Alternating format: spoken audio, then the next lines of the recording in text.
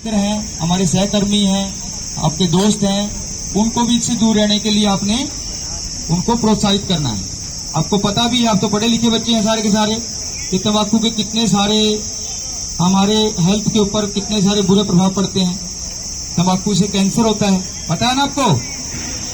हमारे फेफड़ों पे बुरा असर पड़ता है, पूरा ओवरऑल बॉडी के ऊपर इसका बुरा असर पड़ता है और हमारे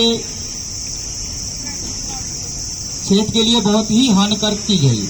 तो हमें बच्चों इससे दूर रहना है। कोई भी आपका साथी हो सकता है, आपको एक जैसे 9th वाले बच्चे हैं, 9, 10, +1, +2, ये ग्रोइंग एज है, इसमें आपको कई साथी ऐसे मिलेंगे जो तंबाकू का उपयोग करते भी होंगे। आज के हुक्का कल्चर चला हुआ है ना, कि हुक्का बार में जाते हैं, कहते हैं फ्लेवर वाला हुक्का है। वो फ्लेवर वाला हुक्का कब तंबाकू में बदल जाता है आपको पता भी नहीं लगता।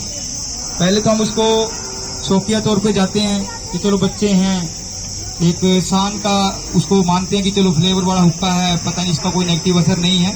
लेकिन आहिस्ता आहिस्ता हम उसके तंबाकू की लत में चले जाते हैं। तंबाकू में निकोटीन होता है जो कि अपने हमारे दिमाग को कंट्रोल में कर लेता है। अगर हम तंबाकू का सेवन करने लग जाते हैं, हमें पता भी नहीं लगेगा कि हम कब उसकी लत में ग्रस्त हो गए हैं, कब उसके आदी हो गए हैं। फिर हम चाहेंगे भी तो भी तंबाकू की लत से अपने आप को मुक्त नहीं करा सकते।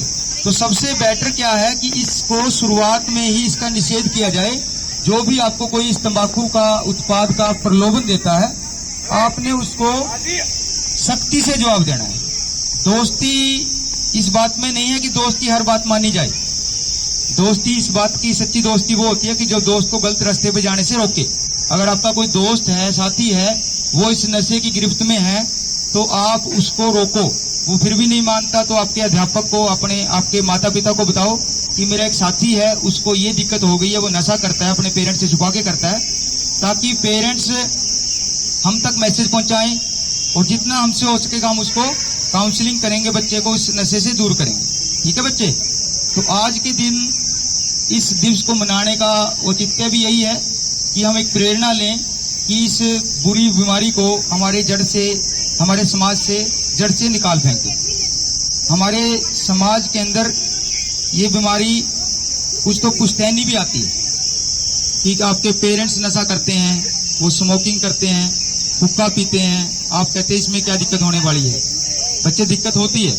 आप किसी कैंसर हॉस्पिटल की विजिट कर लें, आपको पता लग जाएगा कि कितनी दिक्कतें होती हैं। हजार पेशेंट जो गले के थ्रोट कैंसर से पीड़ित हैं, उनका जो मेजर रीजन है वो गुटखा है, जर्दा है, स्मोकिंग है। लंग्स कैंसर होता है बहुत ज्यादा।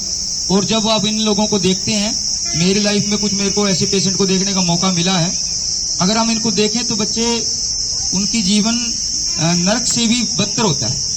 वो ना खा पाते हैं, ना ही अच्छे से सांस ले पाते हैं।